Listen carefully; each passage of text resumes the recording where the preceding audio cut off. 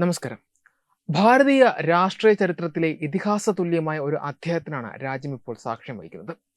ജനപിന്തുണയുടെയും ഭരണ നൈപുണ്യത്തിന്റെയും കരുത്തിൽ നരേന്ദ്രമോദി എന്ന പേര് ഇന്ത്യയുടെ അധികാര രേഖകളിൽ സുവർണാക്ഷരങ്ങളാൽ എഴുതപ്പെട്ടിരിക്കുന്നു. കേവലം ഒരു രാഷ്ട്രീയ നേതാവ് എന്നതിലുപരി ആധുനിക ഇന്ത്യയുടെ വികസന സ്വപ്നങ്ങൾക്ക് ചിറകു നൽകിയ ജനകീയനായ ഭരണാധികാരിയായിട്ടാണ് അദ്ദേഹം ലോകമെമ്പാടും അറിയപ്പെടുന്നത്. സാധാരണക്കാരന്റെ പ്രശ്നങ്ങൾ തൊട്ടറിഞ്ഞും ആഗോളതലത്തിൽ ഭാരതത്തിന്റെ അന്തസ്സ് ഉയർത്തിപ്പിടിച്ചും അദ്ദേഹം നേടിയെടുത്ത ജനപ്രീതി സമാനതകളില്ലാത്തതാണ്.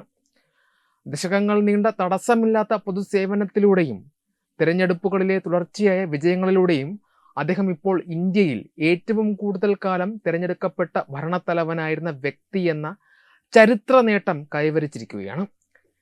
8931 ദിവസങ്ങൾ ഭരണത്തലവനായി സേവനം അനുഷ്ഠിച്ചുകൊണ്ടാണ് നരേന്ദ്രമോദി ഈ അപൂർവമായ നേട്ടം സ്വന്തമാക്കിയത്. സിക്കിം മുൻ മുഖ്യമന്ത്രി പവൻകുമാർ ചാൻവിങ്ങിന്റെ 8930 ദിവസങ്ങൾ എന്ന റെക്കോർഡാണ് ഇതോടെ പഴങ്കഥയായത്. ഗുജറാത്ത് മുഖ്യമന്ത്രിയായും പിന്നീട് രാജ്യത്തിന്റെ പ്രധാനമന്ത്രിയായും അദ്ദേഹം പിന്നിട്ടത് 1/4 നൂറ്റാണ്ടോളം വരുന്ന സജീവമായ നേതൃകാലഘട്ടമാണ്. 2001 ഒക്ടോബർ 7 ഗുജറാത്ത് മുഖ്യമന്ത്രിയായി അധികാരം ഏറ്റെടുത്തത് മുതൽ ഇന്ന് വരെ ജനവിധിയിലൂടെ അധികാരം നിലനിർത്തുവാൻ അദ്ദേഹത്തിന് സാധിച്ചു എന്നത് ശ്രദ്ധേയമാണ്. സ്വതന്ത്ര ഇന്ത്യയിൽ ജനിച്ച ആദ്യ പ്രധാനമന്ത്രി എന്ന പ്രത്യേകതയുള്ള നരേന്ദ്രമോദി ഗുജറാത്തിൽ ഏറ്റവും കൂടുതൽ കാലം മുഖ്യമന്ത്രിയായിരുന്ന വ്യക്തി കൂടിയാണ്. ദേശീയ രാഷ്ട്രീയത്തിലേക്കുള്ള അദ്ദേഹത്തിന്റെ പ്രവേശനം ഇന്ത്യൻ ജനാധിപത്യത്തിലെ പുതിയൊരു യുഗത്തിനാണ് തുടക്കം കുറിച്ചത്. 2014 കേവല ഭൂരിപക്ഷത്തോടെ അധികാരത്തിലെത്തിയ അദ്ദേഹം ഒരു കോൺഗ്രസ് ഇതര കക്ഷിക്ക് ലഭിക്കുന്ന ഏറ്റവും വലിയ ജനവിധിയിലൂടെയാണ് അന്ന് പ്രധാനമന്ത്രി പദവിയിലെത്തിയത്. പിന്നീട് 2019 24 തുടർച്ചയായി 3 തവണ ലോക്സഭാ തെരഞ്ഞെടുപ്പുകളിൽ വിജയം വരിച്ച് നെഹ്റുവിന് ശേഷം ഈ നേട്ടം കൈവരിക്കുന്ന ഏക നേതാവായി അദ്ദേഹം മാറി.